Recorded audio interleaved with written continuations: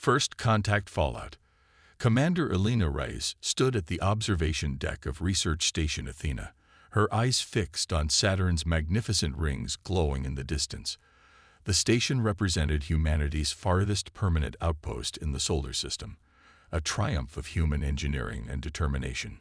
Established to study the anomalous signals detected near Saturn's moon Enceladus, Athena housed 87 of Earth's brightest scientists and engineers. "Commander, you need to see this." Dr. Abrams, the station's lead physicist, appeared beside her, tablet in hand. His normally composed face was tight with concern. "What is it, Isaac?" Elena asked, taking the tablet. "We've detected unusual energy signatures approaching from beyond the heliopause. They're moving at speeds we've only theorized possible." Elena studied the readings, a chill spreading through her chest. "How long?" "At their current velocity, less than 2 hours before they reach Saturn's orbit." She handed back the tablet. "Alert Earth Command. I want all personnel at emergency stations in 15 minutes. As Abrams hurried away, Elena took one last look at Saturn. 20 years in the United Earth Space Command had taught her to trust her instincts, and right now, every fiber of her being screamed danger. 90 minutes later, Elena's fears materialized as 7 obsidian vessels emerged from what appeared to be tears in space itself. Massive and angular, they resembled nothing in human design philosophy, more like crystalline structures than ships. "All attempts at communication have failed," Commander, reported Communications Officer Zhang. "They're not responding on any frequency." Elena watched the tactical display as the alien vessels approached, spreading out to surround the station. "Continue broadcasting the first contact protocol. They may not understand." Her words died as brilliant beams of emerald energy lanced from the lead ship, slicing through Athena's outer research modules like they were paper. "We're under attack. All personnel to escape pods." Elena shouted into the station-wide comm system as emergency alarms blared. The station shuddered violently as more beams struck critical infrastructure points with terrifying precision. "Thermal readings suggest they're specifically targeting our reactor and life support systems," reported Security Chief Rivera, his hands flying across the tactical console. "This isn't random, Commander. They know exactly where to hit us." Elena made the only decision she could. "Initiate the Prometheus Protocol." Rivera looked up sharply. "Commander, that's..." "Do it now, Chief." Her voice left no room for argument. As Rivera entered the command sequence, Elena opened a channel to the entire station. "All personnel, this is Commander Reyes. We are evacuating. Head to escape pods immediately. This is not a drill." The Prometheus Protocol was a last resort measure, transferring all of Athena's research data to the attached scout ship Perseverance, then wiping the station's databases completely. Around her, the command center crew worked with disciplined urgency as the station continued to break apart under the relentless attack.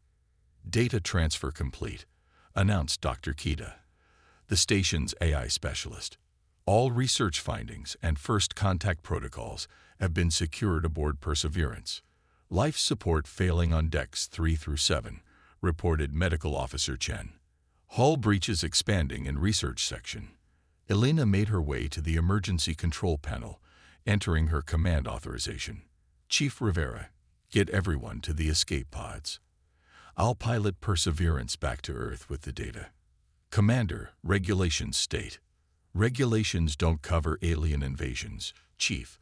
Someone needs to ensure this data reaches Earth, and someone needs to coordinate the evacuation. We both know our roles." The station rocked again, more violently this time. A support beam crashed down nearby, narrowly missing Officer Zhang. 37 personnel already in escape pods, Rivera reported. 22 confirmed casualties.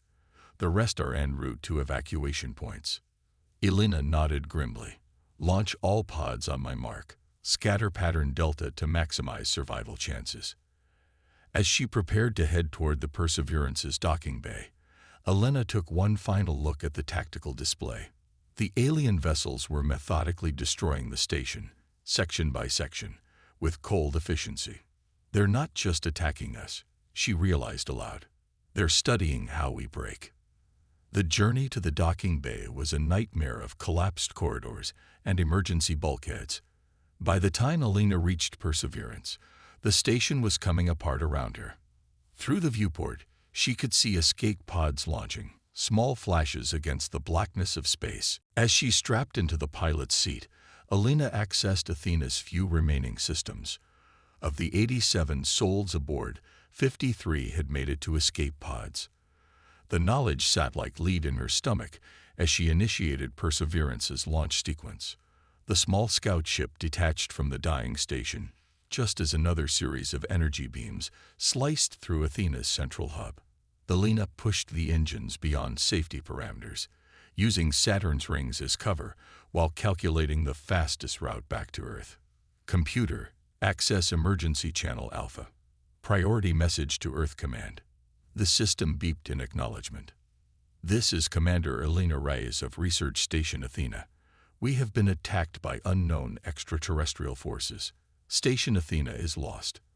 I am en route to Earth with critical data aboard Perseverance. Be advised." She paused, forcing her voice to remain steady. "Earth may be their next target." As Perseverance accelerated away from Saturn, Alina watched her sensors detect alien vessels breaking off from Athena's remains, now heading toward other human outposts in the solar system. The methodical destruction of humanity's space infrastructure had begun. 3 days later, as Alina approached Mars' orbit, her worst fears were confirmed. The Red Planet's colonies were already under attack, their defense systems proving ineffective against the aliens' advanced weaponry. Emergency transmissions flooded in from across the solar system.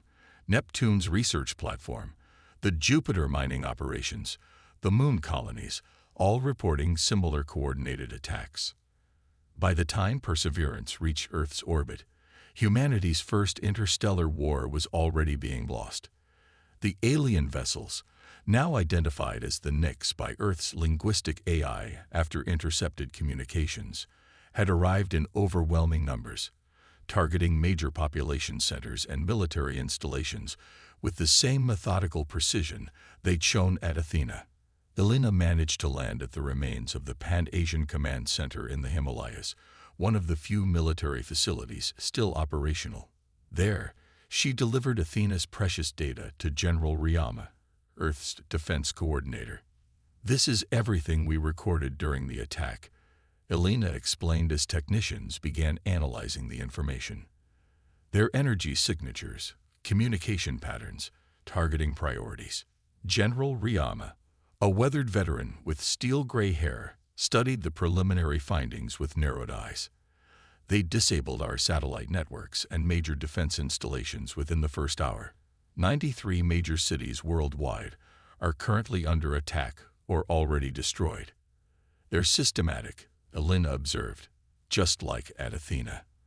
They target communications first, then power grids, then defense systems, and finally population centers." Dr. Samira Hassan, Earth's leading xenobiologist, joined them at the central holotables. "Commander Reyes, the sensor readings you brought back are already proving invaluable. We've identified something unusual in the Nyx ship's response to certain electromagnetic frequencies." Alina leaned forward. "What kind of response?" "When your station broadcast the first contact message, there was a momentary fluctuation in their shield harmonics. It was subtle, but their defensive systems showed microsecond vulnerability when exposed to a specific frequency range." General Ryama looked up sharply. "A weakness?" "Potentially," Dr. Hassan replied. "But we need more data to confirm if it's exploitable." The command center shook as distant explosions rattled the mountain facility. Dust drifted down from the reinforced ceiling. "Well, Doctor," Ryama said grimly, "I suggest you work quickly. At the current rate of Nyx advancement, humanity has perhaps 2 weeks before global resistance becomes impossible." Over the next 10 days, as Earth's conventional military forces were systematically decimated, Alina worked alongside Dr. Hassan, and a team of specialists analyzing the Nyx vulnerability. The mountain facility became humanity's last major command center, coordinating what remained of the global resistance. "It's their neural network," Dr. Hassan finally announced during an emergency council meeting. "The Nyx operate as a collective consciousness. Their ships, their weapons, even their individual soldiers are networked together in a quantum entanglement system." "Like a hive mind?" asked Colonel Martinez, one of the few surviving Air Force commanders. "More sophisticated, but similar in principle. And that's their vulnerability. Certain harmonic frequencies disrupt their entanglement patterns, not enough to destroy them, but enough to disorient them temporarily." Elena studied the simulation data. "How temporarily?" 90 seconds at most. "But in combat, 90 seconds is an eternity." General Ryama finished. For the first time since the invasion began, a fragile hope blossomed in the command center. Working around the clock, Earth's remaining scientists developed what they called Project Siren, sonic disruptors tuned to the exact frequency that interfered with Nyx neural networks. As the first prototype was completed, Elena volunteered to lead the test mission. A small strike team would infiltrate New Delhi, one of the cities now occupied by Nyx forces, and activate the disruptor near a Nyx command post. "This is still theoretical," Dr. Hassan warned as Elena's team prepared for deployment. "And the range is limited to 300 meters at most." Elena checked her experimental weapon, a conventional rifle modified to work while the disruptor was active. "Theory is all we have left, Doctor. If this works, we can distribute the technology to resistance cells worldwide." As their stealth transport approached the ruins of New Delhi under cover of night, Elena gazed at the transformed skyline. Crystalline Nyx structures now dominated the city center, pulsing with the same eerie emerald energy that had destroyed Athena. "Remember," she told her team of 6 elite soldiers, "we need to get within range of their command spire. Once the disruptor activates, we'll have 90 seconds to cause as much damage as possible before retreating." The transport landed in the bombed-out remains of a university campus. From there, Elena's team moved through the devastated city on foot, avoiding Nyx patrols. The aliens, bipedal crystalline entities standing over 2 meters tall, moved with unnerving synchronization, their faceless forms scanning systematically for human survivors. When they reached the designated position, Elena activated the disruptor. The device emitted no sound audible to human ears, but the effect on the Nyx was immediate and dramatic. The nearest patrol froze mid-step, their crystalline forms vibrating visibly. Others began moving erratically, colliding with each other and their surroundings. "It's working," Elena breathed, then raised her voice. "Open fire." For 90 glorious seconds, humanity fought back effectively for the first time. Elena's team targeted what appeared to be critical junctions in the Nyx command spire, causing cascading failures throughout the structure. As the disruptor's effect began to fade, they retreated, leaving behind significant damage and confusion in the Nyx ranks. When they returned to the Himalayan command center, their helmet footage was analyzed by eager scientists and military strategists. "This changes everything," General Ryama declared. "We can mass-produce these disruptors and distribute them globally. Give humanity a fighting chance." Elena watched the footage replay, focusing on the Nyx's disoriented movements. "They never expected us to find this weakness," she observed. "They thought their technological superiority guaranteed victory." "A common mistake throughout history," Ryama replied, "underestimating humanity's ability to adapt." Dr. Hassan approached with new analysis. "There's more good news. When disrupted, the Nyx neural network doesn't just disorient them. It leaves their communications completely open. We intercepted significant data during those 90 seconds." "What kind of data?" Elena asked. Dr. Hassan's expression was grim but determined. "Coordinates. We believe we've located their staging area in our solar system, a base they've established on Pluto's moon Charon." "Then that's our next target," Ryama decided.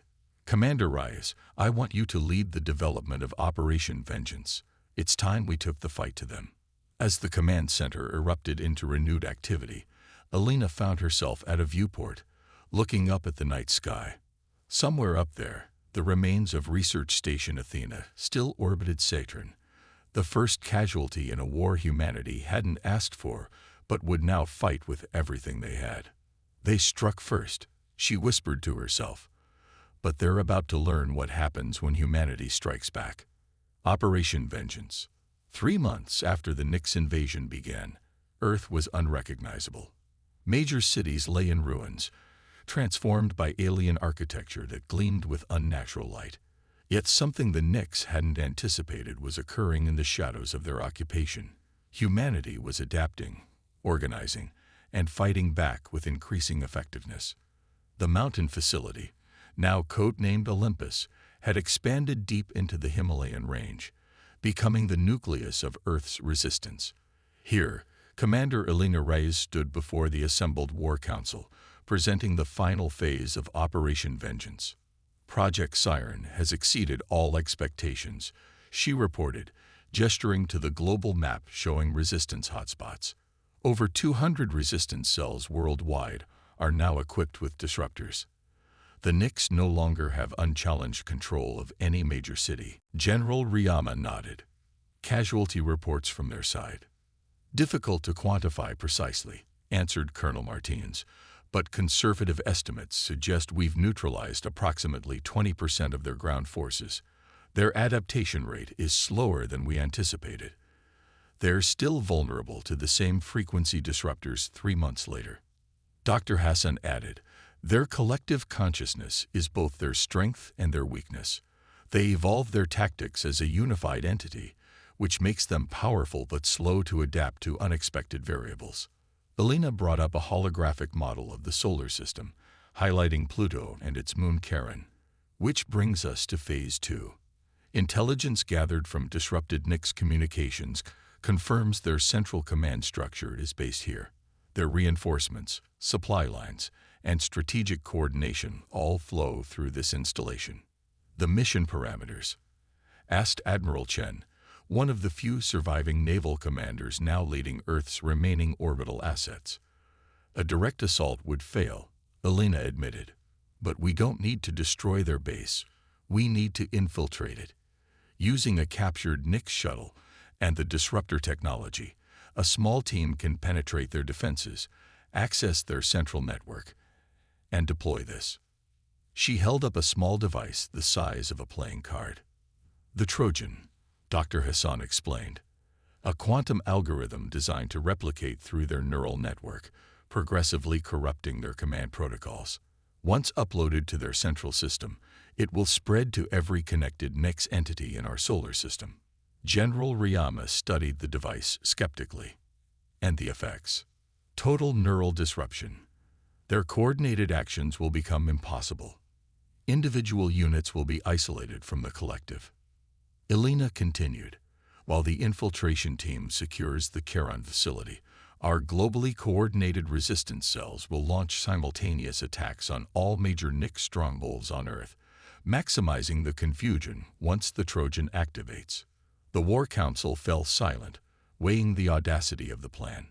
Who will lead the infiltration team? Admiral Chen finally asked. Alina straightened. I will. Commander, Ryama began, but Alina cut him off. With respect, General, I spent more time studying Nyx behavior patterns than anyone else. I was there at first contact. This mission requires intimate knowledge of their systems and psychology. After a moment, Ryama nodded. Assemble your team. You launch in 72 hours. The captured Nyx shuttle was an unsettling environment, all smooth crystalline surfaces that pulsed with internal energy. Alina's infiltration team consisted of 5 specialists. Dr. Hassan, 2 combat engineers, a communications expert, and a pilot who had spent months learning to operate the alien craft. As they approached Pluto's orbit, Alina studied the Charon base through the shuttle's visualization system. Massive crystalline structures had been embedded into the moon's surface, connected by energy conduits that glowed against the darkness of deep space. "Their scanners are probing us," reported Lieutenant Kim, their communications specialist. "Transmit the identification codes we extracted from their system," Alina ordered. For a tense moment, nothing happened. Then, a channel opened in their communications array. "They're granting us approach clearance," Kim said, disbelief in her voice. "They think we're a returning reconnaissance unit." Alina nodded. "Remember, we'll have limited time once we're inside. The disruptors will buy us 90 seconds at most, and we'll need to reach their central network core within 3 disruptor cycles." The shuttle docked in a crystalline hangar filled with identical vessels. As they disembarked wearing captured Nix environmental suits designed to conceal their human forms, Alina was struck by the alien efficiency surrounding them. No wasted space, no decorative elements, only perfect functionality. They moved through the facility unchallenged, following the path derived from intercepted Nix communications data. The first disruptor activation came when they encountered a security checkpoint. The effect was immediate. The crystalline guards froze in place, their forms vibrating as the harmonics disrupted their neural connections. 90 seconds, Alina reminded them as they rushed past. The pattern repeated twice more as they navigated deeper into the facility. After the third disruption, they reached what appeared to be the central command nucleus, a vast spherical chamber where countless data streams converged in holographic patterns above a crystalline core. "That's their network hub," Dr. Hassan whispered, already preparing the Trojan device. "I need direct access to that terminal." As Hassan worked, Alina studied the holographic displays. Though the alien language was incomprehensible, the spatial representations were clear enough.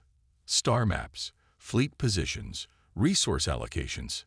"Alina," Dr. Hassan called urgently, "you need to see this." On the terminal Hassan had accessed, a new star map had appeared, highlighting hundreds of worlds across the galaxy. Some were marked with symbols they recognized from Earth communications, completed conquest markers. "These are their invasion records," Alina realized. "We're not the first civilization they've attacked." "And look at the timestamps," Hassan pointed. "They're accelerating their conquest rate. A century ago, they might take decades to subdue a world. Earth was scheduled for complete pacification within 6 months. Alina's blood ran cold. Why the change? Hassan navigated deeper into the data. Resources. These energy signatures, they're harvesting something from conquered worlds. Something they're consuming at an increasing rate.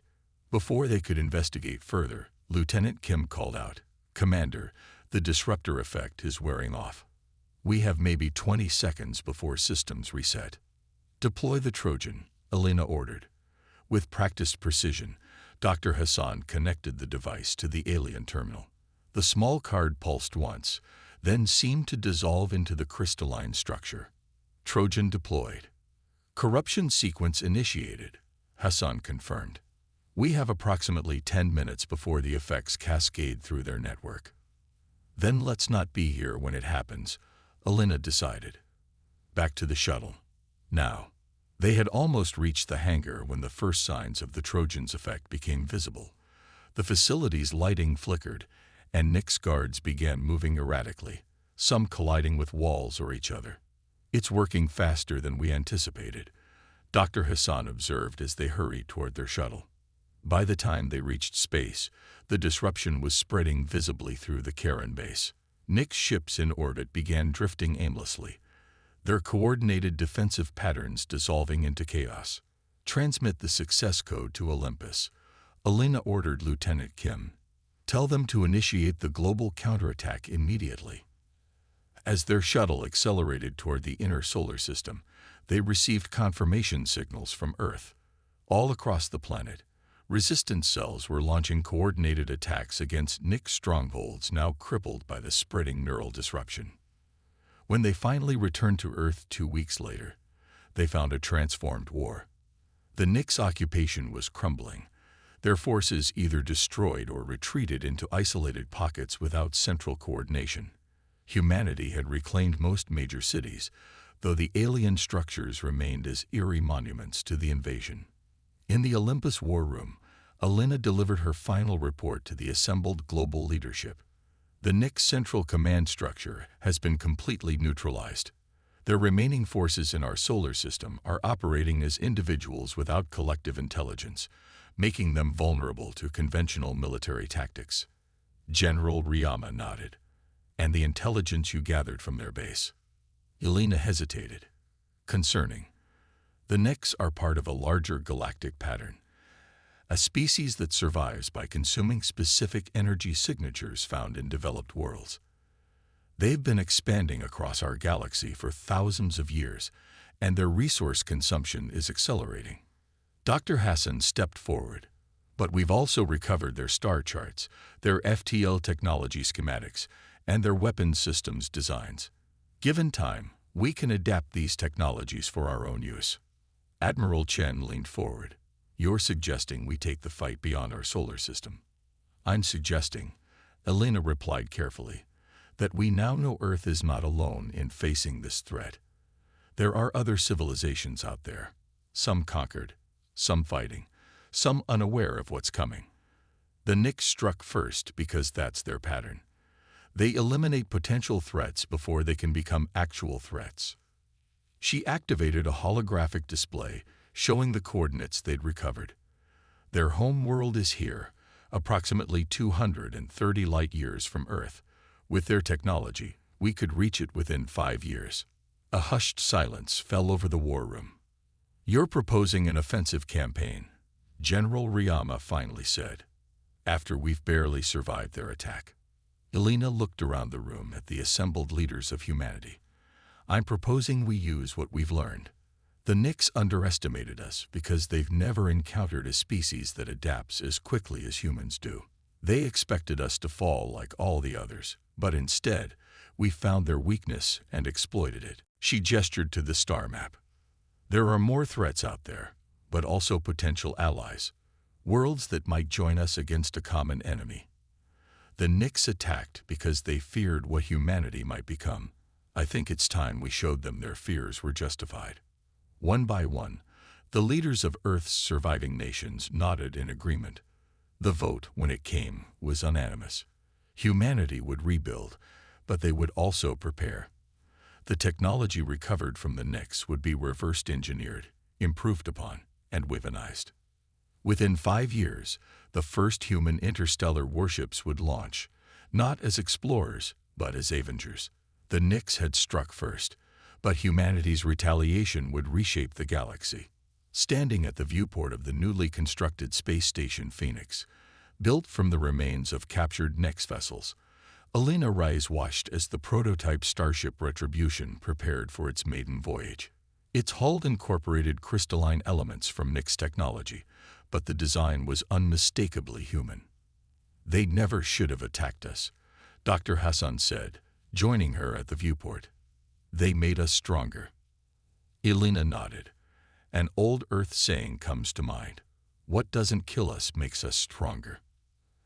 As the Retribution's engines flared to life, Alina thought of Research Station Athena and its 87 souls, the first casualties in a war that had cost millions of lives. But from those ashes, humanity had emerged not just as survivors, but as a force preparing to take its place among the stars. The Nyx had struck first, but humanity's retaliation would be absolute.